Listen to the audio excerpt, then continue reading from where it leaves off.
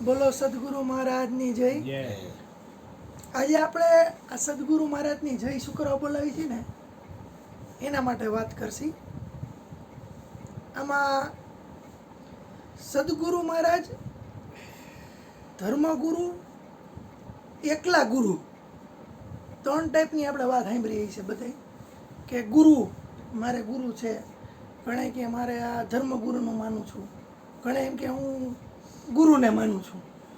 તો આપણે અહીંયા સદગુરુ મહારાજની જય શું કરવા બોલાવવામાં આવે છે એની આપણે વાત કરી. આમ તો ગુરુ એટલે મોટું અને લઘુ એટલે નાનું.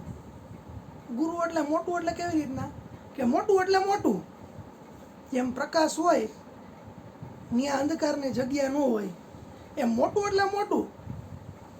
બાપ રહ્યો એ કાયમ મોટો જ રહે, એ આપણે સમજી શકીએ એવી વાત છે. દીકરો રહ્યો એ મોટો ન થાય બાપથી, કોઈથી મોટો ન થાય. એમ ગુરુથી મોટા શબ્દની રીતે જોઈને તો ગુરુથી મોટી કોઈ વસ્તુ થાય નહીં શકે શાબ્દિક રીતે. અને આમ જોઈએ તો ગુરુ પદ રહ્યો એનાથી મોટું એ કાંઈ વસ્તુ ન થઈ શકે, એ આપણે સમજી શકીએ. એટલે આમ તો ગુરુ એટલે મોટું. હવે સામાન્ય ગુરુની વાત કરીને તો પહેલા ગુરુ આપણા માતા પિતા, કે જેને આપણને આપણા શરીરને ખરેખર જન્મ આપ્યો, પછી આપણને પાપા પગલી શીખવાડી, પછી આપણને ક ખ ગ શીખવાડ્યું, શબ્દિક જ્ઞાન આપ્યું આપણને. આપણને પાણીને ભૂ કહેતા અને ખાવાનાને મમ કહેતા. ભલે એક નામ છે આપણી ભાષામાં અત્યારે, એ નામ જ છે એક, પણ એ નામનું જ્ઞાન સૌથી પહેલું આપણને આપણા માતા પિતા આપ્યું. એટલે સૌથી પહેલા ગુરુ આપણા સમજણ આપણી અંદર આવી, આપણને ખબર પડવા માંડી કે આપણે સ્ત્રી છીએ કે પુરુષ છીએ, એ આપણને ખબર નથી પડતી. એ આપણને જેને કીધું કે તું છોકરો છો, તું અમારો છોકરો છો, તારો બાપ હું છું, તારી માં હું છું, આ રીતનું આપણને જેને પહેલું જ્ઞાન આપ્યું એ આપણા પહેલા ગુરુ. પછી આપણે ધીરે ધીરે પાઠશાળામાં જાય, બાલ મંદિરમાં જાય, પહેલું ધોરણ, બીજું ધોરણ, ત્યાં આપણને જે ભણાવી અને આપણને વિષય જ્ઞાન આપે એ આપણા ટીચર રહ્યા, એ આપણા બીજા ગુરુ. જેમ કે અત્યારે કોઈક યુનિવર્સિટીમાં જાઓ તમે તો એમાં અત્યારે કહે છે બધા એ માસ્તર ને સર ને સાહેબ ને એવા બધા શબ્દો વાપરે છે, પણ પહેલાંના જમાનાની અંદર જે એવા બધા અંગ્રેજી શબ્દો બહુ નહોતા, ત્યાં આપણે એને ગુરુ જ કહેતા. અને છોકરાઓ ભણવા જતા એટલે પગે લાગતા અને એને એક આદર આપતા, અને એ રીતે આપણે એને બીજા ગુરુ આપણે કહી શકીએ. હવે રહી વાત આ સામાન્ય ગુરુની વાત. ગુરુ એટલે શું એ આપણે સમજ્યા. હવે કોઈક મ્યુઝિક ટીચર હોય એને આપણે ગુરુ કહી શકીએ.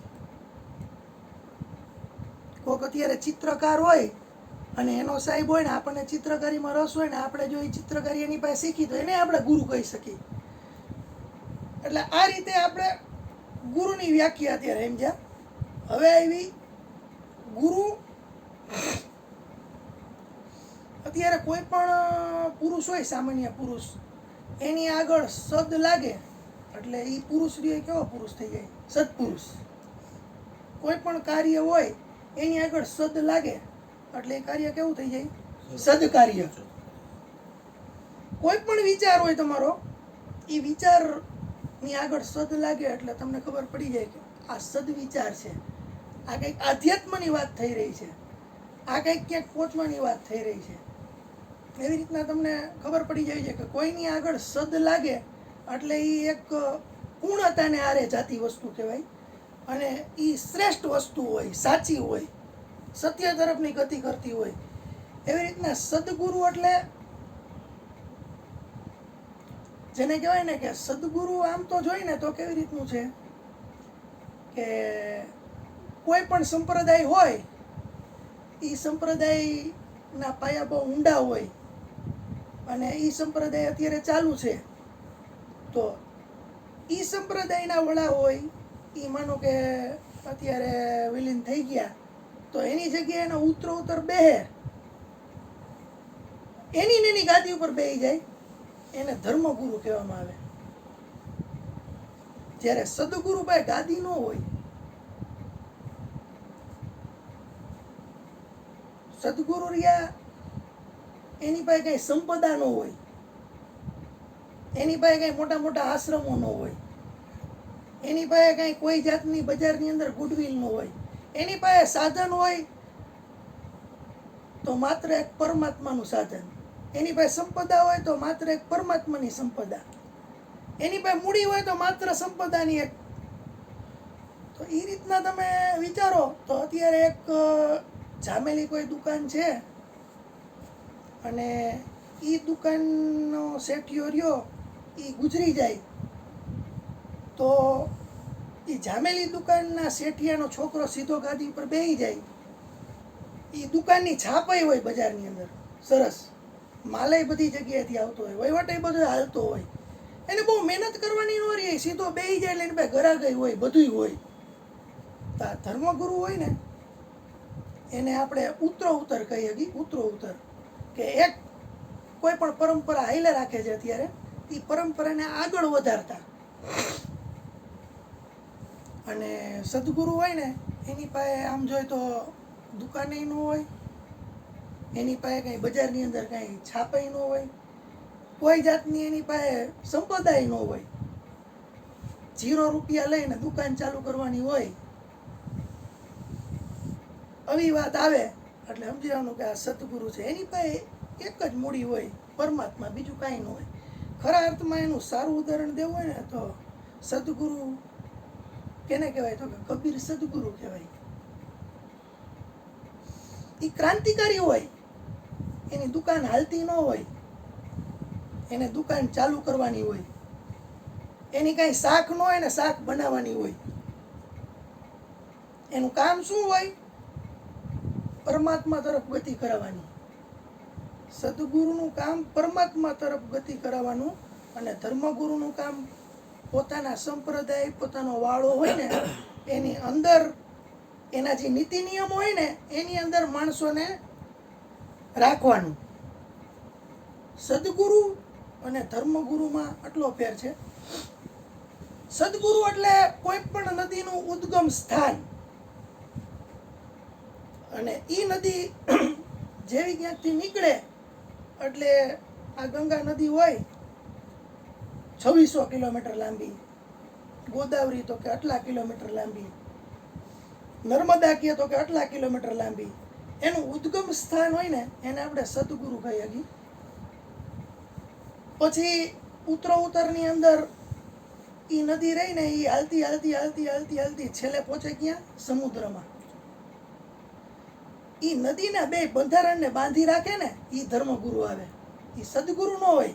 સદગુરુ તો ઉદ્ગમ સ્થાન હોય, અને એની મંજિલ રહીને કઈ હોય ખબર છે? વચમાં કાંઈ કાંટાને બાંધવાની ન હોય, એની મંજિલ તો પરમાત્મા લગીને પહોંચવાની હોય. તો ગમે એ ઉદ્ગમ સ્થાન હોય એ સદગુરુ વચ્ચે બે બંધારણ બાંધી રાખે, અને એની અંદર એક સીમાની અંદર, એક સંપ્રદાયની અંદર કોઈ પણ વાત હાલતી હોય એટલે ધર્મગુરુ. તો આપણે અત્યારે ક્રાઇસ્ટને આપણે સદગુરુ કહીએ છીએ. શંકરાચાર્ય રહ્યા આપણા, એને આપણે ધર્મગુરુ કહીએ છીએ. પણ આદિ શંકરાચાર્ય હતા ને જી, જેને આપણને એક શીખ આપી કે એક જ છે, એક સિવાય કાંઈ નથી, એને તમે ધર્મગુરુ ન કહી શકો. આદિ શંકરાચાર્ય રહ્યા એ સદગુરુ. એવી જ રીતના તમે કોઈ પણ જગ્યાએ જાઓ તો જ્યાં સદગુરુ શબ્દનો ઉપયોગ થતો હોય છે એ એક ક્રાંતિકારી હોય છે. એ કે આગળની પ્રથામાં નહીં હોય. જેમ કે અત્યારે અરુણ બાપુ, મયુર બાપુ, આપણે હરજીવન બાપા, આ બધા એક સમુદ્ર તરફ જાતી નદી છે. આના નીતિ નિયમ કાંઈ નથી. આ ધર્મ નથી, આ સંપ્રદાય નથી, આ વાળો નથી. અહીંયા એક જ વાત થાય છે કે સમુદ્ર તરફ જાઓ. સમુદ્રના મિલનની વાત છે, નહીં કે બીજી કઈ વાત. તો ધર્મગુરુ અને સદગુરુ વચ્ચેનો આ તફાવત છે. એથી આપણે દર વખતે કોઈ પણ વાત ચાલુ કરતા પહેલા, ભજન ચાલુ કરતા પહેલા, સત્સંગ ચાલુ કરતા પહેલા આપણે બોલી છીએ સદગુરુ મહારાજની જય. સદગુરુ મહારાજની જય એટલે એ દરિયાની જય, એ પરમાત્માની જય. જે બધાય દેવી દેવતા, બધાય ધર્મ અને એકો એક આ રાહે હાલવાવાળાની મંજિલ છે પરમાત્મા. અને આમ જોઈએ તો આપણે, હું અત્યારે મયુર બાપુનો શિષ્ય, હું એમ કહું કે હું નથી બોલતો, મયુર બાપુ બોલે. મયુર બાપુ એમ કહે કે કૃષ્ણા બોલે, કૃષ્ણ એમ કહે કે હું હરજીવન બાપા બોલે. આ વાત ક્યાં જાય છે? સદગુરુ તરફ જાય છે. આમાં મુદ્દો ક્યાંય નો આવે. ધર્મગુરુને પ્રતિષ્ઠા છે, એમાં ઈ જ બોલશે, આમાં કોઈ બોલશે નહીં. સદગુરુ એટલે આમ જોઈએ તો પરમાત્મા. એનું નામ રહ્યું ને, નદીનું નામ હોય ને, નામ ઈ જેવી સમુદ્રની અંદર ભળી જાય ને એટલે નામ ય વયું જાય. બાપુ એનું નામ અત્યારે નથી બોલતા. આ બાપુ એનું નામ નથી બોલતા, ઓલા બાપુ એનું નામ નહોતા બોલતા. એને ખબર છે અત્યારે બોલશી તો 1000 કિલોમીટર તો નામ આવશે, પણ 2500 કિલોમીટર પછી વિલીન થઈ જશે. પછી એમાં અમે શું હતા એ કેમ ખબર પડશે? તો આપણે અરુણ બાપુ ઘણી વાર કહે કે હું પરમાત્માનો અંશ છું, તો આ રીતે તમે સમજી શકો કે આ એક ખોજી હોય ને, ખોજી એને જ્યાં મંજિલે પહોંચવાનું છે ને ત્યાં પહોંચાડવા માટેની વાત છે. આગળ કાગળની નૌકાની વાત નથી કે એને તમે જોઈ શકો, એમાં બે ન શકો. આ સાચી નૌકાની વાત થઈ અત્યારે. આ કાંઈ રેતીના મેલની વાત નથી થાય કે એની અંદર કોઈ રહેશે નહીં. છોકરાઓ બનાવે, ખબર ને, દરિયાકાંઠે બનાવે રેતીનો મેલ હોય, એકલાસ બને, આમ એક મોજું આવી અને મેલને વીખી નાખે. એવા બહીના ગણાય, પણ એમાં કોઈ રિયા એવું સાંભળ્યું? રહી ન હગે એની અંદર કોઈ.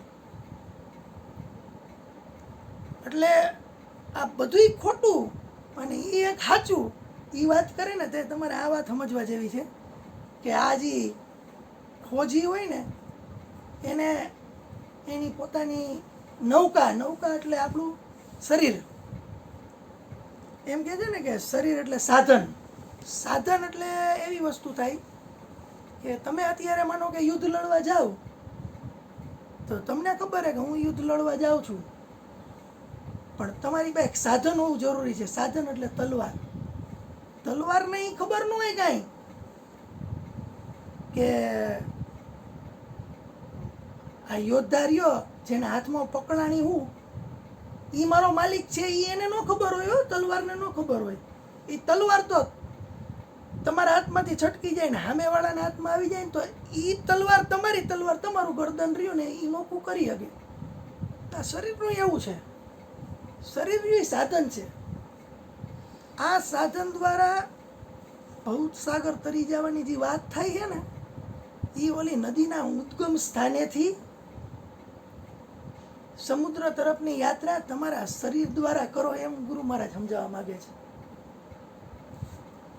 અને એની અંદર જે બેઠો છે, એની અંદર બેઠો છે નાવિક, એ આપણે પોતે. આપણે પોતે એટલે આમ જાય તો ક્યાંય બારે ગોતવાની વાત નથી. આ આપણે આની પહેલા વાત કરી હતી. કાકાએ કીધું ને કે કેવી રીતે આપણે ગોતી લેવો ને કેવી રીતે પામી લેવો. હવે એ વાત આપણે કરી. સદગુરુની ને ધર્મગુરુની વાત આપણે કરી. એ બધાને જે રીતના તમારી સમજણો એ પ્રમાણે તમને સમજાઈ ગઈ છે. પણ હવે આપણે એ વાત કરી કે આ નૌકાની અંદર આપણે બેહી તો ગયા, આપણી મંજિલ આપણને ખબર નથી, આપણે અંધ છીએ, આપણી પાસે ચક્ષુ નથી. એટલે આપણે ગુરુ મહારાજને કીધું કે તમે આ નદી છો, હવે તમે તમારા વેણ ભેગું મને તમે જ્યાં જાતા હોય ત્યાં લઈ જાઓ. એટલે એ આપણને ચેષ્ટા કરે કે લઈ જાય તમને. તો તમે તમારી યાત્રા ચાલુ કરી, તમારા શરીરની હોડી બનાવીને. તો હવે જવાનું ક્યાં છે? તો આપણે 2-5 દી પહેલાં વાત થઈ, બધાય દ્વારકાનો સંઘ નીકળ્યો તો એ વાત થઈ કે ભાઈ આપણે અહીંથી દ્વારકા જવું હોય તો હાલવું પડે. પહેલું ડગલું હોય ને એ ભરો ને તમે, એટલે યાત્રાની શરૂઆત થાય. તમારે કદાચ જવું હોય અહીંથી આપણે આ સાંગણવા ચોક લગીને, તોય ભલે અહીંથી ડેલી લગીને જવું હોય તોય ભલે, ને અહીંથી તમારે હાલી અને આખી પૃથ્વીનું ચક્કર મારવું હોય ને તો એ પગલું એક મૂકો ને એટલે શરૂઆત થઈ જાય, યાત્રાની શરૂઆત થઈ જાય. તો એવી રીતના આપણે દ્વારકા જવું હોય એટલે આપણે યાત્રાની શરૂઆત કરી. પણ આપણે કેનેથી શરૂઆત કરી? આપણા શરીરથી શરૂઆત કરી, પગ મૂકીને હાલવાની. એને બહારની યાત્રા કહેવાય. તમે જાઓ દ્વારકા એટલે અત્યારે હોળીમાં ફૂલડોર ઉત્સવ હોય તો ઘણા જણા હાલીને જતા હોય તો વચમાં અમુક જગ્યાએ ટેન્ટ બાંધેલા હોય તો ત્યાં તમે ઊભા રહ્યો તો તમને જમવાની વ્યવસ્થા કરી દે, તમને દવા દારૂ આ તે કાંઈ માનો કે જરૂર હોય તો એ આપે, તમારા પગ બહુ દુખવા માંડે તો એની ચંપી કરી દે. પણ એનો હોમ અર્થ જોઈને તો કેવો કે આ યાત્રી રહ્યો ને એને વાં લગીને પહોંચાડી દેવા માટે થઈને. તો ગુરુ મહારાજની એ જ કામ છે, એ સ્ટોલ ખોલીને જ બેઠા, હાઈલો જાતો એને પગ ચંપી કરી દે, ન માને હામો થાય તો એને એ રીતના એને જે જોતું એ આપે, ભૂખ લાગી હોય એને ખાવાનું આપે, તરસ લાગી હોય એને પાણી આપે. તો આ યાત્રા રહીને એ બહારની યાત્રામાં એવા પંડાલ હોય તો આપણે પહોંચી જાય દ્વારકા લગીને, દ્વારકાધીશના દર્શન થઈ જાય. એ વાતમાં કાંઈ મેં બત નથી, બે મત નથી. એવી જ રીતના આપણે જે આપણને ખોજવાની, આપણને પરમાત્મા મળી જાય અથવા પરમાત્માને આપણે મળી જાય, આ બે વાત થાય. આ બે વસ્તુ ઉપર આપણે બોલી તો કદાચ કલાક લગીને બોલી હકી. આપણે પરમાત્માને મળી જાય ને પરમાત્મા આપણને મળી જાય, આ ખાલી એક જ શબ્દ રહ્યો. એ આમ જોઈએ તો ઓપોઝિટ જેવું થાય કે હું અત્યારે અહીંથી મયુર બાપુ પાસે બેસી જાઉં, મયુર બાપુ અહીં બેસી જાય, પણ એમાં પછી આખી મયુર બાપુની જીવન ચરિત્ર કેવું પડે ને એ મારું કેવું પડે, એવી વાત થઈ જાય. હું પરમાત્માને મળી જાઉં કે પરમાત્મા મને મળી જાય, એવી યાત્રા રહી. આમ જોઈએ ને તો યાત્રા નથી, એ અંતરયાત્રા છે. એમાં આમ જોઈને તો આપણે દ્વારકા નથી જવાનું, આપણે આપણી ખોજ કરવાની છે. એ યાત્રા આમ જોઈને તો કેવી છે કે તમારે તમારા સ્વભાવને જાણવાનું છે. પરમાત્માનો સ્વભાવ કેવો હોય, સ્વભાવને જાણતા પહેલાં એ સમજવું જરૂર. પરમાત્માનો સ્વભાવ કેવો હોય તો કે પરમાત્માનો સ્વભાવ આમ જોઈને તો સામાન્ય રીતે કોઈ ના ન પડી શકે ને એવા ઉદાહરણ આપું. કોઈના મગજમાં અંદરથી ના નહીં આવે એવા ઉદાહરણ આપીશ. નકારાત્મક નહીં ઉદાહરણ આપું, એ કંઈ નકારાત્મક થાય એવા ઉદાહરણે આવડે મને, પણ એવા નહીં દઉં. અત્યારે આપણે હકારાત્મક ઉદાહરણ આપશી, કારણ કે જ્યાં હા હોય ને ત્યાં હોય, ના હોય ત્યાં કાંઈ ન હોય. હા હોય, તમારી હા હોય, જલારામ હા પાડો એટલે જલારામ ત્યાં છે, જવાબ ન આવે એટલે ના. તો ના હોય ત્યાં કાંઈ ના હોય, એક વાત સમજી લો તમે. હા હોય ત્યાં બધું હોય. તો એ રીતના આપણે ઉદાહરણ હકારાત્મક આપી. પરમાત્માનો સ્વભાવ કેવો હોય તો કે પરમ કૃપાળુ હોય, પરમ દયાળુ હોય, બધાયનું ધ્યાન રાખવાવાળું હોય. ભલે ને કસાઈ હોય એને જીવાડે, ભલે ને સિંહ હોય એને જીવાડે. એ ભલે ને હરણને મારી નાખતો હોય, હરણીને મારી નાખે, હરણીના બચ્ચા નાના રજડી પડે, છતાંય પરમાત્માની કૃપા દ્રષ્ટિ એની માથે શું હોય, કાંઈ વાંધો નહીં, એ મારું, આય મારું, આય મારું. તમે તમારો હાથ રહ્યો એનાથી કદાચ એવું બને કે ઘરે તમે કંઈ કામકાજ કરતા હોય દૂધ ઢોરાઈ જાય તો તમે તમારા હાથને તમાચો મારો. તમે કાંઈ કોઈ પણ પ્રવૃત્તિ કરો છો એની અંદર કોઈ પણ વસ્તુ તમારે નુકસાન થઈ ગઈ અત્યારે જ તમે હાલ્યા જતા હોય રોડ ઉપર અને તમે સ્કૂટરમાં આમ જાઓ છો, તમે તમારી મસ્તીમાં જો અને તમારું ધ્યાન ન રહ્યું અને તમે ક્યાંક ભટકાવ ને પગમાં લાગે જોરદાર ને એવી બધી આમ ગાર નીકળી જાય તમારે સામેવાળા વ્યક્તિ માથે, કેમ આમ કર્યું, એનો વાંક નહોતો, તમારું ધ્યાન નહોતું, તો એ તમે તમારી આંખને ફોડ નાખો. ક્યાં હતી, ક્યાં ધ્યાન હતું, માનતી નથી. હું ખાઈ પીને તને મોટી કરી, આવડી હતી ને આવડી કરી કોડા જેવડી, તારું ધ્યાન ક્યાં હતું, તે પથારી ફેરવી નાખી મારા પગની, એમ કયો તમે ન કયો એમ. એમાં પરમાત્મા રહીએ ને એને આપણું શરીર આપણું લાગે ને, પરમાત્માને આખી સૃષ્ટિ પોતાની લાગે. પરમાત્માને પોતાની સૃષ્ટિ પોતાની લાગે, આખી પોતે જ છે એવું લાગે. એવું લાગે પરમાત્માને, તો પરમાત્મા પછી આપણે આપણો હાથ ઉડાડી ન હકી ને એમ પરમાત્મા જેને તેને ન કરી શકે કાંઈ. કોઈ પણ જાતનો આડા ચૂકો થાવ તમે અત્યારે ભલે આપણે 5 શીલ પાડતા હોય ને ગુરુ મહારાજની યાજ્ઞામાં રહેતા હોય ને આપણે આપણી રીતના સત્સંગ ભજન ને બધું કરતા હોય, પણ કદાચ તમે બધું મૂકી દો ને આડી અવડીના ગમે એવા થાવ તો શ્વાસ બંધ ન કરે તમારો. આ એનો સ્વભાવ છે. આજે હું કહું છું ને એનો સ્વભાવ છે. આમાંય કહી શકું આનો સ્વભાવ છે. આમ જ કેવું જરૂરી નથી. આ તો આમ બાજુ ખુલ્લી જગ્યા એટલે આમ કહું ને આમેય કહું. કણકણમાં છે, કણકણમાં છે. ઘણાય કે હું મૂર્તિ પૂજામાં માનતો નથી, ઘણાય કે હું નિરાકારની પૂજા કરું છું. હું એમ કહું તમે નિરાકારની પૂજા કરતા હોય, નિરાકાર એટલે આકાર નહીં. કોઈ પણ વસ્તુ રહે એનો આકાર નથી. સામે તમને વસ્તુ દેખાતી નથી, તમે બધી જગ્યાએ એને જોવો છો. તો હું તમને એમ કહું તમે દ્વારકામાં જઈ અને મૂર્તિની સામે જોવો તો ત્યાં તમને ન દેખાય. નિરાકાર એટલે બધે ઈ છે ને કાં બધે નથી. નિરાકાર એટલે શું થયું, જેનો આકાર નહીં એવી વસ્તુ. તો એ ક્યાં હોય, આકારમાં એવી વસ્તુ હોય ક્યાં? આકાર નો હોય ને એવી વસ્તુ આમાંય હોય અને આમાંય હોય. એવી એકય જગ્યા ન હોય કે ત્યાં ન હોય.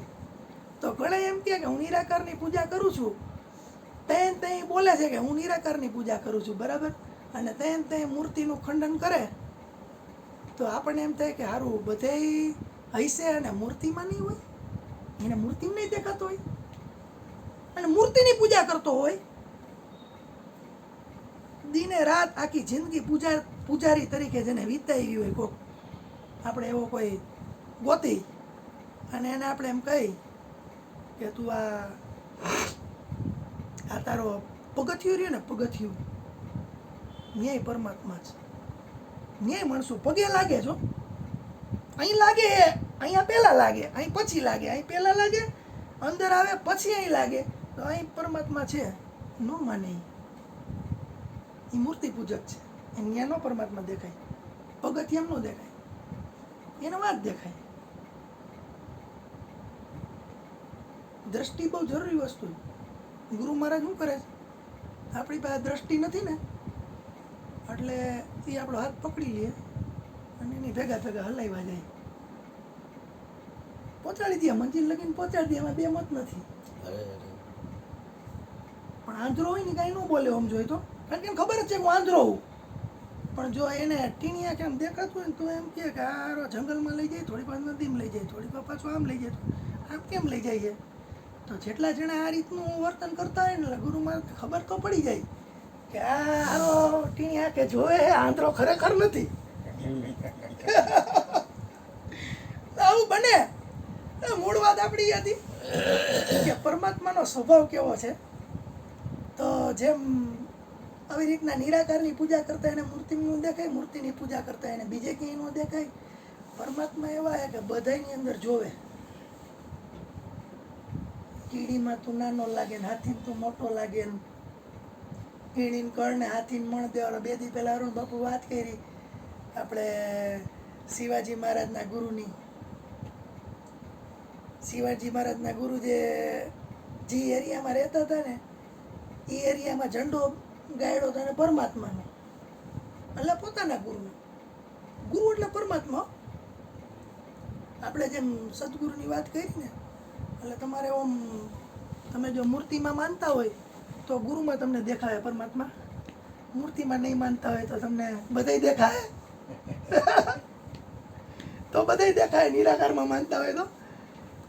એટલે એ શિવાજી મહારાજના ગુરુ રહ્યા ને એને ઝંડો ઉતારવાનું કીધું ને એને, તો એને ન ઉતાર્યો એટલે ઓલાનમાંથી આવવું પડ્યું કે એવો તો કોણ મારા એરિયાની અંદર કે મારું કયું ન માને.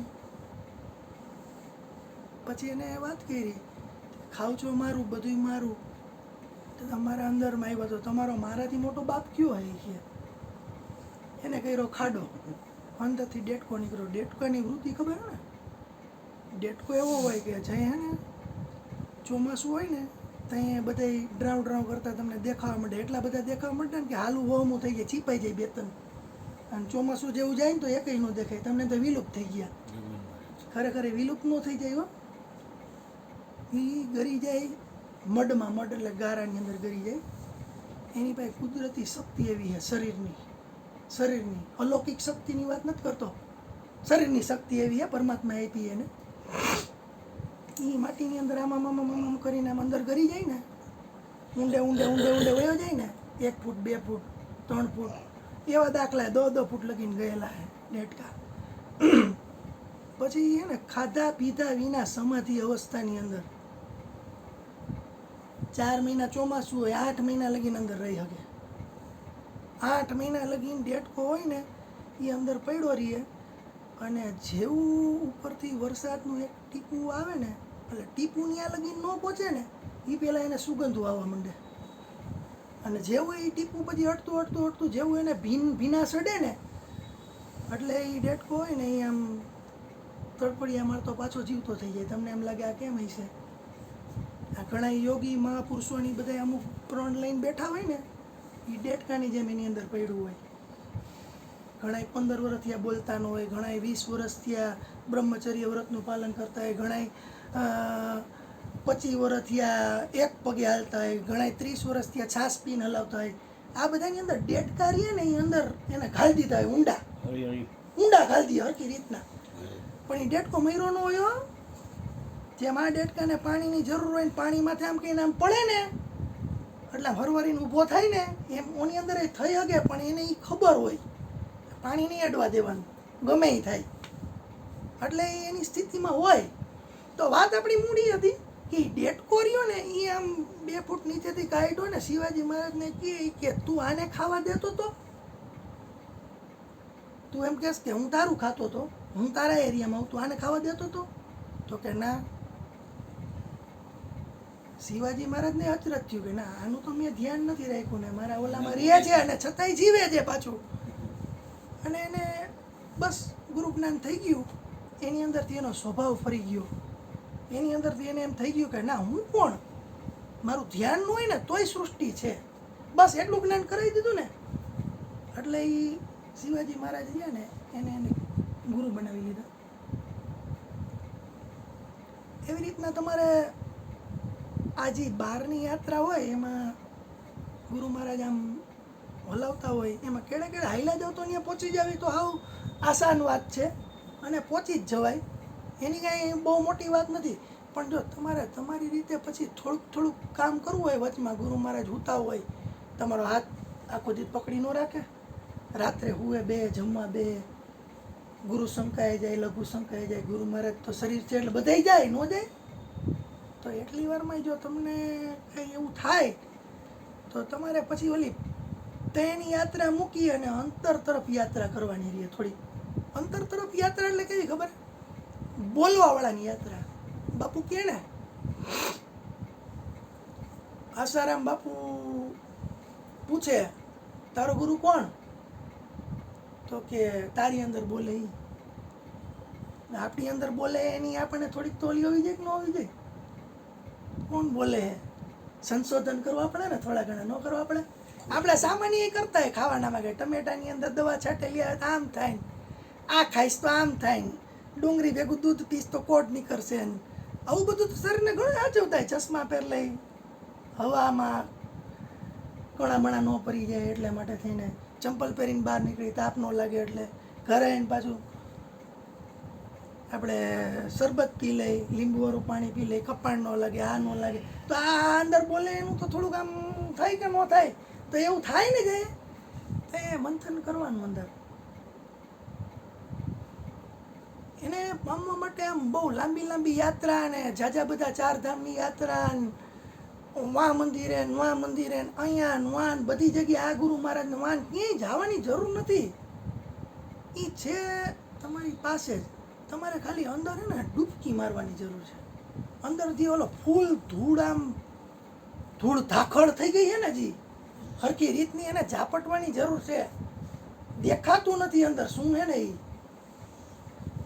એને હું બહુ સરસ એક તમને નાનકડી એક વાર્તા કરીને સમજાવું. પરમાત્માને કેમ ખોજવો આ પ્રશ્ન આપણો આજનો હે. અત્યારે આપણે એની બાજુ જ વાત હાલે. તમારે કોઈક મંદિર બનાવો, એની અંદર કોઈક મૂર્તિ મૂકવી છે, તો તમે એક પથ્થર પસંદ કરો. પહેલાં ટ્રસ્ટીઓ કરે. ટ્રસ્ટી આપણને ન ખબર હોય શું થાય આગળ. ટ્રસ્ટી પસંદ કરી અને શિલ્પીકારને કહે કે મારે કાળો પથ્થર આ નદીના કાંઠેથી અથવા તો આ એરિયાની અંદરથી આવો પથ્થર મળે છે કે એ પથ્થરની માથે કદાચ છે ને એક ધારો ધોધ પડે ને, ધોધ નીચે મૂકવાનો અને ધોધ પડે 10 વર્ષ લગીને તો એ પથ્થરમાં જરી કંઈ ધોવાણ ન થવું જોઈએ એવો પથ્થર મારે જોઈએ છે. તો શિલ્પી હોય ને એમ કહે કે હા એવો પથ્થર અહીંયા મળે. જ્યાં આપણું રામ મંદિર બન્યું તો એનો કાળો પથ્થર એ આપણે કર્ણાટકની એક નદી આવે ને ત્યાંથી ગોયતો ને એ પથ્થરનું નામ છે શ્યામ પથ્થર. ત્યાં એ લોકો ઓળખે, શિલ્પીને ખબર હોય. બોલીને તો આપણને ન ખબર હોય શ્યામ પથ્થર એટલે હું. એ પથ્થર એવો હોય કે એની માથે ગમે એટલા ઝીણોધાર કરો ને તો એના અસ્તિત્વમાં ફેર ન થાય. કાર્મીન પથ્થરથી તેજ અને પાછો મુલાયમ એવો હોય કે એની માથે તમે નકશી કરી શકો. તો હવે એવો પથ્થર ઉપાડીને લઈ આવે અહીંયા શિલ્પી, એના કારખાનામાં લઈ આવે અથવા તો મંદિર બનતું હોય ત્યાં લઈ આવે. એ પથ્થર રહ્યો ને એને જોઈને આમ માપે, આમ માપશે જેટલી, આમ માપશે જેટલી, આમ આટલું, એ બધું એને માપીને નક્કી કરે કે ભાઈ ટ્રસ્ટીને કહે કે આ 6 ફૂટ બાય 2 ફૂટનો પથ્થર છે અને આની આમ પહોળાઈ રહી ને એ 1.5 ફૂટ છે, તો આમાં આપણે 5 ફૂટની મૂર્તિ બનાવી શકશી. એટલે ઓલા લોકો નક્કી કરીને કે કાંઈ વાંધો નહીં. પછી કેવું એનું રૂપ આપશે? તો અહીંયા રામનું રૂપ આપવાનું હતું જે અયોધ્યામાં. એમાં એને કીધું કે રામ અહીંયા રહ્યા કેટલો ટાઈમ? તો કે આટલો ટાઈમ રહ્યા. તો ત્યાં એની ઉંમર કેવડી હતી? તો કે અવડી હતી. તો એવી ઉંમરના રાજસ્વી તેજ જેની અંદર છલકતું હોય, રાજસ્વી તેજ પાછું હોવું જોઈએ ને. કારણ કે રામ હતા કોણ? રાજાના પુત્ર. રાજાના પુત્ર હતા. એ કઈ જેવી તેવી વ્યક્તિત્વ નહોતું એમ. અત્યારે સામાન્ય છોકરો અને કોઈ મોટા પૈસાવાળા કે કોઈ મોટા ઉદ્યોગપતિનો છોકરો, એ બેની વચ્ચે ડિફરન્સ હોય, ઘણો બધો ડિફરન્સ હોય. એ કલાકાર હોય ને એને ખબર હોય. ઓલા દરરોજ પ્રોટીનયુક્ત ખાવાનું ખાતા હોય ને તો એના ગાલ બાલ આમ બહારની બાજુ હોય, અને કોઈ ભૈયા કેવા બિચારા ન મળતું હોય જમવાનું તો એના છોકરા એના ગાલ અંદરની બાજુ હોય. એના વાળની સાઈઝ ઘૂઘરાડી ન હોય, વચ્ચે વચ્ચે ગેપ હોય. આપણા વાળ હોય ને એ હે ને એની જાડાઈ અને વચ્ચેની જગ્યા ઝાઝી હોય. જ્યારે ગર્ભ શ્રીમંત હોય ને એ લોકોના વાળ ઘણા હોય. શું કરવા હોય? એને નાનપણથી એના શરીરને જે વસ્તુની જરૂર છે એ પોષક તત્વો એને મળ્યા હોય. એટલે છે રાજવી તેજસ્વ છલકતું એવું છોકરાની વાત આવે ને એટલે એની અંદર શરીરની રચના બહુ મહત્વ ન આપે. એની અંદર પાછું જનૂનય હોવું જોઈએ. એની અંદર એના મા બાપની પ્રતિકૃતિ ઝલકતી હોવી જોઈએ. એવું બધું કહે. એટલે પછી દ્રષ્ટિઓ વાત કરે એટલે એ મૂર્તિકાર શું કરે ખબર છે? એ પથ્થર હોય ને એની ઉપરથી આવરણને હટાવે. આમ આમ આમ આને આને શું કહે ખબર? ટાંકણું. આને કહેવાય હથોડી. આમ મારે ને એટલે કરે હું? પથ્થરની માથે મૂર્તિ ન બને, પથ્થરમાંથી આવરણ હટાવે એટલે મૂર્તિ પ્રગટ થાય. પરમાત્માની ખોજ એવી છે. તમારે પરમાત્માની ખોજ માટે બીજે ક્યાંય ન જવાનું. ટાંકણું એક હાથમાં લેવાનું, આમ આમ આમ આમ ચાલુ કરવાનું એટલે અંદરથી પરમાત્મા નીકળે બહાર. પરમાત્મા એટલે તમારો સ્વભાવ. તમારો સ્વભાવ પરમાત્મા એટલે તમે જેવું એ મૂર્તિ રહી એને પછી આમ કોતરી કોતરી કોતરી કોતરી કોતરી અને રામ જેવું મોઢું આપે એટલે તમને એમ થાય કે રામ ભગવાનની મૂર્તિ આને બનાવી. હવે એની અંદર એ કોતરણી કરવામાં અરુણ બાપુને સામે રાખી દે કે આની બનાવો, તો એમાંથી અરુણ બાપુ બનાવી દે. તમે એમ કહો કે આની અંદર મને ગાય માતા બનાવી દો, તો ગાય માતા બનાવી દે. બધું એની અંદર છે, આપણી અંદર બધું છે. તમારે હું બહાર કાઢવું છે કયો, તમે મને કાઢ દો બહાર હમણાં. આપેલું ખાલી છે એને પાણારૂપી શરીરમાંથી મૂર્તિ રૂપી પ્રતિબિંબ બહાર આવ્યું. અત્યારે બીજું ઉદાહરણ આપો. આ ઉદાહરણ નો સમજાણું બીજું આપો. એવું નથી કે આપણે ઉદાહરણની કમી નથી, આપણી બે ઉદાહરણના ઢગલા પડ્યા. કારણ કે મારું ધ્યાન ન્યાય, મારું ધ્યાન ન્યાય. વાત બધી હાલશે પણ ધ્યાન ન્યા છે. ક્યાં? જ્યાં જાવું છે ન્યા. પ્રશ્ન ઉપર પૂરેપૂરું ધ્યાન છે. એવું નથી, પ્રશ્ન ઉપર પૂરેપૂરું ધ્યાન છે. જેવી રીતના મૂર્તિકાર ઉપરનું આવરણ હટાવી દે એટલે અંદરથી મૂર્તિ પ્રગટ થઈ જાય, પ્રતિકૃતિ બની જાય. 5 જણાને પૂછો તો 5 જણા કહે કે ના રામ ભગવાનની મૂર્તિ છે. કોઈ ના ન પાડે. નીકળી ગયો. હું તમને એમ ન કહી શકું અત્યારે કે મને આત્મજ્ઞાન થઈ ગયું. મયુર બાપુ એમ ન કહે કે એને થઈ ગયું. અરુણ બાપુ છે એમ ન કહે કે પણ ઓલી મૂર્તિ તો બોલી દી હો, સામે વાળો બોલે આને થઈ ગયું. આ મયુર બાપુ અને અરુણ બાપુને જે લોકોને ખબર પડતી હોય ને, જે લોકો ખરેખર અંધ ન હોય, જેની ચક્ષુ ખુલી જાય ખબર પડી જાય કે આ માણસ કયા લેવલમાં. કારણ કે એની અંદર કરુણા ઝલકતી હોય, એની અંદર પ્રેમ ઝલકતો હોય. એના બધાય પાસા રહ્યા ને પરમાત્મા જેવા હોય. તમે ઘણા નથી કહેતા કે નકલી શાહરુખ ખાન શું કરવા કીએ? એનું મોઢું એના જેવું લાગતું, એની હાઈટ એના જેવી હોય, એના નખરા એના જેવા, એના વાળ એના જેવા હોય. એવી રીતના તમે કહી શકો શાહરુખ ખાન મુદ્દો એમ આપણો પરમાત્મા મુદ્દો એમ.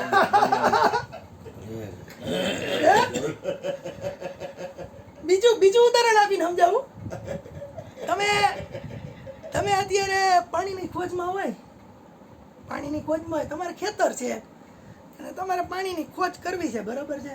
આ નર્મદાની લાઈન નથી આવી અત્યારે, એમ માની લો તમે. તો તમે શું કરો? કૂવો કરો એટલે શું કરો? જમીન નામનું આવરણ આખું કરો એટલે પાણી પ્રગટ થાય. કૂવો કરો એટલે કરો. પાણી લઈ આવો ક્યાંયથી? પાણી અંદર નાખો, પાણીને બહાર કાઢો. પાણીને બહાર ન કાઢો, પહેલા તો આવરણ હટાવી દો. આવરણ હટાવી દો એટલે પ્રગટ થઈ જાય. તમારી પાટી ભરેલી હોય આખે આખી લીટોડિયાથી ભરેલી હે અંદર. આનું નામ, આનું નામ, ઓનું નામ, ઓલું નામ, ઓલું નામ બધું તમે ભરી દીધું છે. હરખી રીતનું અંદર બધું ભરી દીધું તમે, બરોબર હે? હવે મારે એની અંદર એમ લખવું છે કે તું છો, તો કેવી રીતે લખવું? એકલો નો થાય, મીંડું નો થાય. અંદર પાટી આખી હોય, એની અંદર એક ટપકું કરી નાખવું હોય ને તો ટપકું નો થાય એવી જગ્યા તમે હલીને બેઠા હો અંદર, તો કેવી રીતના અંદર નાખવું મારે? એટલે તમે થોડુંક ધ્યાન આપો તો થઈ જાય. એવું કાંઈ નથી, બધું શક્ય છે. કારણ કે પરમાત્મા દયાળુ છે. આપણે પરમાત્માની વ્યાખ્યા ઉપર આવીને તો પરમાત્મા દયાળુ. લાખ ભૂલ કરો. એકવાર ઈસુ એને શું કર્યું? એક જણાએ એની પાસે પ્રશ્ન પૂછ્યો કે મને મારા એક સ્નેહી છે ને ગાર દે તો શું કરવું? તો કે કંઈ નહીં કરવાનું, માફ કરી દે ને. 7 વાર માફ કરી દે કે ઓલા 7 વાર માફ કરી દીધો. પછી ઓલા આવ્યો કે હવે તો મને ઝાપટું ઠોકે કે તો 77 વાર માફ કર. પછી કે હા તો આનું ખોટું થયું, કાંઈ વાંધો નહીં. 77 વાર ની બદલે 78 વાર ઝાપટું ઢીકા પાટા વારી કરી પછી તો છેલ્લે. કારણ કે તમે બોલો નહીં ને. મહાવીર સ્વામી એમ કહેતા, એને જે સાપ ડંખ આવ્યો હતો ને એને એમ કીધું કે તું કોઈને ડંખ ન મારતો, તો એટલે ડંખ ન માર્યો ને તો છોકરા પાણા મારીને અધમુઓ કરી નાખ્યો એને, સાપને. હા, સાપને. પછી પાછો એકવાર એને રસ્તામાં મળ્યો તો મહાવીર સ્વામી કીધું ફૂફાળો રાખજે હો ભાઈ, તું ફૂફાળો રાખજે ને માર નાખશે તને બજાર. એમ પાછો ઓલો 77 ને 78 વાળો એને ધબધબાઈ નાખ્યો ને હરખો, પછી પાછો ઈસા મસી પાસે ગયો ને ઈસા મસીએ કીધું 777 વાર માફ કરે ને. પરમાત્માનું કામ આવું, એનામાં જાતું કરવાની વાત આવે, પકડવાની વાત ન આવે. પોતાના આ સંતને સંતપણા મફતમાં મળતા નથી ને એની વાત કરો ને તમે, તો એ ઓલા આમ આમ આમ આમ હાથ રાખવા, આમાં જીવતે જીવતા ખીલા ગલાવી દેવા અને કાંઈ બોલવું નહીં, શક્તિશાળી હોવા છતાં શક્તિશાળી હોવા છતાં ખીલા આમાં ખાઈ લેવા ને એ સહન શક્તિની પરાકાષ્ઠા હે, નો જો થાય. બેટા પૃથ્વી, જળ, અગ્નિ, વાયુ અને આકાશ એ પાંચેય તત્વોમાં એકે